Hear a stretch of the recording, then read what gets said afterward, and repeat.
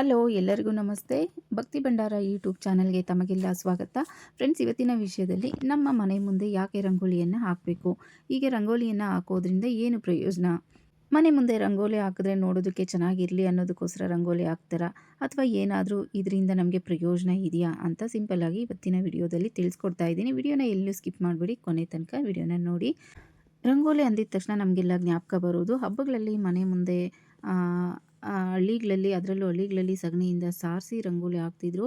ಮಹಾಲಕ್ಷ್ಮಿ ಮನೆಗೆ ಬರ್ತಾಳೆ ಅಂತ ಅನ್ನೋ ಒಂದು ರೀಸನ್ನ ಅಂತಲೇ ಹೇಳ್ಬೋದು.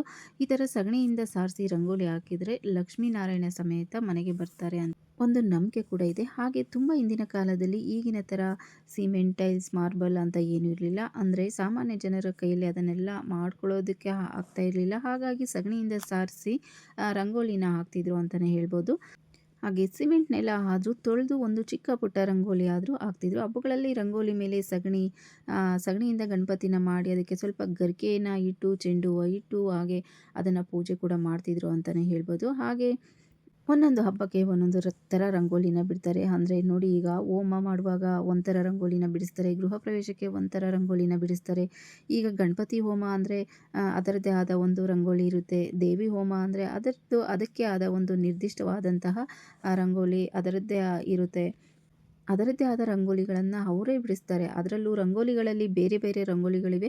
ದೇವರ ಪೂಜೆಗೆ ಬಿಡುವಂತಹ ರಂಗೋಲಿ ಬೇರೆ, ಮಾಂತ್ರಿಕರು ಅಂದರೆ ವಾಮಾಚಾರ ಮಾಟ ಮಂತ್ರ ಮಾಡೋ ಅಂಥ ಮಾಂತ್ರಿಕರು ಒಂಥರ ರಂಗೋಲಿನ ಬಿಡಿಸ್ತಾರೆ.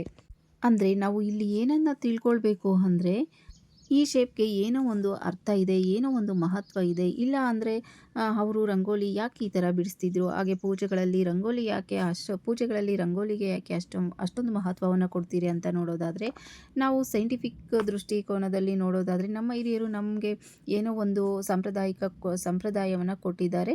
ವೈಜ್ಞಾನಿಕ ಕಾರಣ ಕೂಡ ಇದೆ. ಇದನ್ನೆಲ್ಲ ನಾವು ತುಂಬ ಆಳವಾಗಿ ತಿಳ್ಕೊಂಡಾಗ ಮಾತ್ರ ನಮಗೆಲ್ಲ ಇದು ಗೊತ್ತಾಗುತ್ತೆ. ಏನೋ ಒಂದು ಕಾರಣ ಇದ್ದೇ ಇರುತ್ತೆ ಅಂತ. ಇಲ್ಲ ಅಂದರೆ ಏನೋ ಸಿಂಪಲ್ಲಾಗಿ ಚೆನ್ನಾಗಿ ಕಾಣೋದಕ್ಕಷ್ಟೇ ನಾವು ರಂಗೋಲಿನ ಹಾಕ್ತೀವಿ ಅಂತ ತಿಳ್ಕೊಳ್ತೀವಿ. ನಮಗೆ ಪರಿಪೂರ್ಣವಾದ ಆರೋಗ್ಯ ಸಿಗಬೇಕು ಅಂದರೆ ಅದು ರಂಗೋಲಿಯಿಂದನೇ ಅಂತಲೇ ಹೇಳ್ಬೋದು. ಒಂದು ಕುಟುಂಬದ ಹೆಣ್ಣು ಆರೋಗ್ಯವಾಗಿದ್ದರೆ ಮಾನಸಿಕವಾಗಿ, ದೈಹಿಕವಾಗಿ ಆರೋಗ್ಯವಾಗಿದ್ದಾಳೆ ಅನ್ನೋದನ್ನು ಆ ರಂಗೋಲಿ ರೆಪ್ರೆಸೆಂಟ್ ಮಾಡುತ್ತೆ ಅಂತ ಕೂಡ ಹೇಳ್ತಾರೆ. ಎಷ್ಟೋ ಜನ ಅಪಾರ್ಟ್ಮೆಂಟಲ್ಲಿ ಇರ್ತಾರೆ, ಅವ್ರಿಗೆ ಸ್ಪೇಸ್ ಇರೋದಿಲ್ಲ ರಂಗೋಲಿ ಹಾಕೋದಕ್ಕೆ. ಆದರೆ ಈಗಿನ ಜನರು ನಮ್ಮ ಹಿರಿಯರು ಕೊಟ್ಟಿರುವ ಎಲ್ಲ ಸಾಂಪ್ರದಾಯಿಕಗಳನ್ನು ಮರೆತೇ ಬಿಟ್ಟಿದ್ದಾರೆ. ನಾವು ಏನೋ ತಿಳ್ಕೊಂಡ್ಬಿಟ್ಟಿದ್ದೀವಿ, ಮೂಢನಂಬಿಕೆ, ಇದೆಲ್ಲ ಮೂಢನಂಬಿಕೆ ಅಂತ ಕೂಡ ಭಾವಿಸ್ತಾರೆ ಅಂತಲೇ ಹೇಳ್ಬೋದು. ಇನ್ನು ಸಾವಿರಾರು ವರ್ಷಗಳಿಂದ ಬಂದಿರುವ ಒಂದು ಸಂಪ್ರದಾಯ, ಅದಕ್ಕೆ ಏನೋ ಒಂದು ರೀಸನ್ ಇರುತ್ತೆ, ಒಂದು ಮಹತ್ವ ಇರುತ್ತೆ. ಇನ್ನು ಕಲ್ಲಿನ ಪುಡಿಯಲ್ಲಿ ರಂಗೋಲಿನ ಬಿಡ್ತಿದ್ರು, ಹೂಗಳಿಂದ ರಂಗೋಲಿ ಕೂಡ ಬಿಡ್ತಿದ್ರು, ಬಣ್ಣಗಳಿಂದ ರಂಗೋಲಿನ ಬಿಡ್ತಿದ್ರು. ಕೆಲವೊಂದು ಕಡೆ ಈ ಸಂಪ್ರದಾಯಗಳನ್ನು ಇನ್ನೂ ಉಳಿಸ್ಕೊಂಡು ಬಂದಿದ್ದಾರೆ. ಇದಲ್ಲದೆ ತರಕಾರಿಗಳಿಂದ ಕೂಡ ರಂಗೋಲಿನ ಬಿಡಿಸ್ತಿದ್ರು. ಹಾಗೆ ಉಪ್ಪಿಗೆ ಕಲ್ಲರ್ ಬಿಡಿಸಿ, ಅಂದರೆ ಬಣ್ಣಗಳನ್ನು ಮಿಕ್ಸ್ ಮಾಡಿ ಕೂಡ ರಂಗೋಲಿನ ಬಿಡ್ತಿದ್ರು. ಇದಲ್ಲದೆ ಎಲೆಗಳಿಂದ ಕೂಡ ತರಕಾರಿಗಳಿಂದ ಕೂಡ ರಂಗೋಲಿನ ಬಿಡ್ತಿದ್ರು. ಚುಕ್ಕಿ ಇಟ್ಟು ಅದನ್ನು ಚುಕ್ಕಿಯಿಂದ ಚುಕ್ಕಿಗೆ ಸೇರಿಸ್ಕೊಳ್ತಾ ಒಂದೊಂದೇ ಚುಕ್ಕಿಯನ್ನು ಸೇರಿಸ ರಂಗೋಲಿಯನ್ನು ಬಿಡ್ತಿದ್ರು. ಅದೆಲ್ಲ ಒಂದು ಸ್ಕಿಲ್ ಅಂತಲೇ ಹೇಳ್ಬೋದು.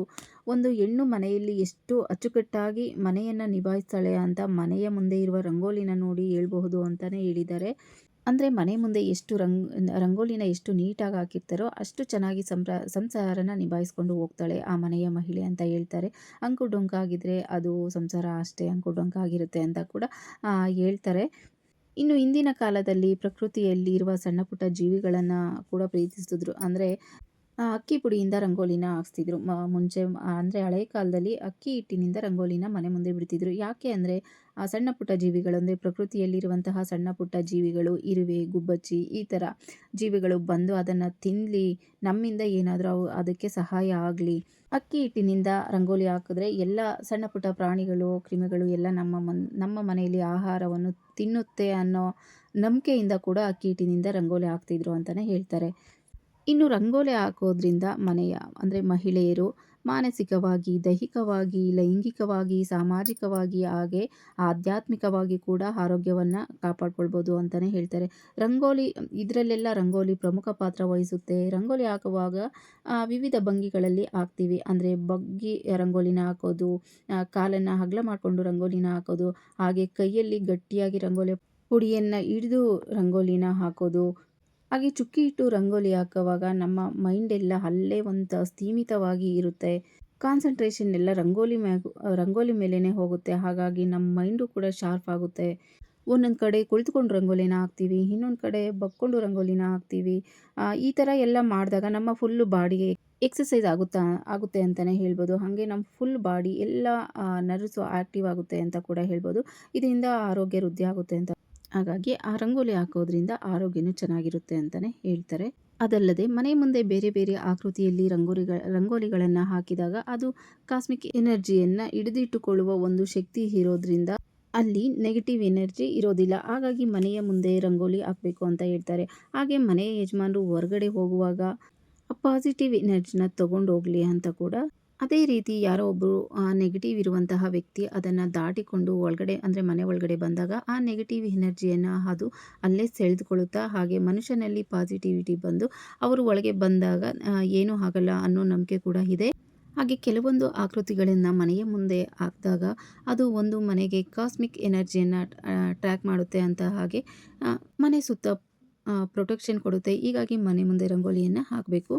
ಇಂದಿನವರು ಯಾವುದೇ ಒಂದು ರೀಸನ್ ಇಲ್ಲದೆ ಏನು ಸಂಪ್ರದಾಯಗಳನ್ನು ರೂಢಿಸ್ಕೊಂಡು ಬಂದಿರಲ್ಲ. ಎಲ್ಲದಕ್ಕೂ ಒಂದು ಕಾರಣ, ಒಂದು ಮಹತ್ವ ಅನ್ನೋದು ಇದ್ದೇ ಇರುತ್ತೆ. ನಾವು ಅದನ್ನು ಡೀಪಾಗಿ ಅಂದರೆ ಅದರ ಅರ್ಥನ ತಿಳ್ಕೊಂಡಾಗ ಮಾತ್ರ ಅದು ನಾವು ಅದನ್ನು ಸಂಪ್ರದಾಯವನ್ನು ಬೆಳೆಸ್ಕೊಂಡು ಹೋಗೋದಕ್ಕೆ ಸಾಧ್ಯ ಆಗುತ್ತೆ ಅಷ್ಟೇ. ಒಳ್ಳೆಯದಕ್ಕೂ ರಂಗೋಲಿನ ಹಾಕ್ತಾರೆ, ಕೆಟ್ಟದ್ದಕ್ಕೂ ರಂಗೋಲಿಗಳನ್ನು ಹಾಕ್ತಾರೆ. ಆದರೆ ಒಂದೊಂದಕ್ಕೆ ಒಂದೊಂದು ಥರ ರಂಗೋಲಿಗಳನ್ನು ಹಾಕ್ತಾರೆ. ಒಟ್ಟಾರೆಯಾಗಿ ಹೇಳೋದಾದರೆ ಮನೆ ಮುಂದೆ ಪ್ರತಿದಿನ ರಂಗೋಲಿಯನ್ನು ಹಾಕೋದ್ರಿಂದ ಮನೆಗೆ ತುಂಬಾ ಒಳ್ಳೆಯದಾಗುತ್ತೆ ಅಂತಲೇ ಹೇಳ್ಬೋದು. ಎಲ್ಲ ಥರದ ನೆಗೆಟಿವ್ ಎನರ್ಜಿನ ರಂಗೋಲಿ ಅಬ್ಸರ್ವ್ ಮಾಡಿಕೊಂಡು ಮನೆ ಸುತ್ತಲೂ ಪಾಸಿಟಿವ್ ಅಂದರೆ ಮನೆ ಒಳಗಡೆ ಆಗ್ಬೋದು, ಮನುಷ್ಯರಿಗೆ ಆಗ್ಬೋದು, ಪಾಸಿಟಿವ್ ಎನರ್ಜಿಯನ್ನು ತುಂಬುತ್ತೆ ಅಂತ ಹೇಳ್ಬೋದು. ಅದರಲ್ಲೂ ಹಬ್ಬ ಹರಿದಿನಗಳಲ್ಲಿ ರಂಗೋಲಿಗಳನ್ನು ಹಾಕೋದ್ರಿಂದ ತುಂಬಾ ದೈವಿಕ ಶಕ್ತಿ ಇರುತ್ತೆ, ಹಾಗೆ ದೈವ ಕಳೆ ಇರುತ್ತೆ ಅಂತಲೇ ಅನ್ನೋ ಉದ್ದೇಶಕ್ಕೋಸ್ಕರನೇ ಹಬ್ಬ ಹರಿದಿನಗಳಲ್ಲಿ ಮಿಸ್ ಮಾಡದೆ ರಂಗೋಲಿಗಳನ್ನು ಹಾಕಿ ಆ ರಂಗೋಲಿಗೆ ಅಲಂಕಾರನ ಮಾಡಿ ದೀಪಗಳನ್ನು ಇಟ್ಟು ಬಣ್ಣಗಳನ್ನು ಹಾಕಿ ರಂಗೋಲಿನ ಹಾಕಿ ವಿಶೇಷವಾಗಿ ರಂಗೋಲಿಗೂ ಅಲಂಕಾರ ಪೂಜೆಯನ್ನು ಮಾಡಲಾಗುತ್ತೆ ಅಂತಲೇ ಹೇಳ್ಬೋದು. ಫ್ರೆಂಡ್ಸ್, ಈ ಮಾಹಿತಿ ನಿಮಗೆಲ್ಲ ಇಷ್ಟ ಆಗಿದೆ ಅಂತ ಅಂದ್ಕೊತೀನಿ. ಇಷ್ಟ ಆದರೆ ಪ್ಲೀಸ್ ಒಂದು ಲೈಕ್ ಮಾಡಿ, ಹಾಗೆ ನಿಮ್ಮ ಫ್ಯಾಮಿಲಿ ಫ್ರೆಂಡ್ಸ್ಗೂ ಶೇರ್ ಮಾಡಿ, ಹಾಗೆ ಸಬ್ಸ್ಕ್ರೈಬ್ ಮಾಡ್ಕೊಂಡು ಸಪೋರ್ಟ್ ಮಾಡಿ ಅಂತ ಕೇಳ್ತಾ ಇವತ್ತಿನ ವಿಡಿಯೋನ ಮುಗಿಸ್ತಾ ಇದ್ದೀನಿ. ಮತ್ತೊಂದು ವಿಡಿಯೋ ಜೊತೆ ಸಿಗೋಣ ಅಂತ ಹೇಳ್ತಾ thank you for watching. Bye.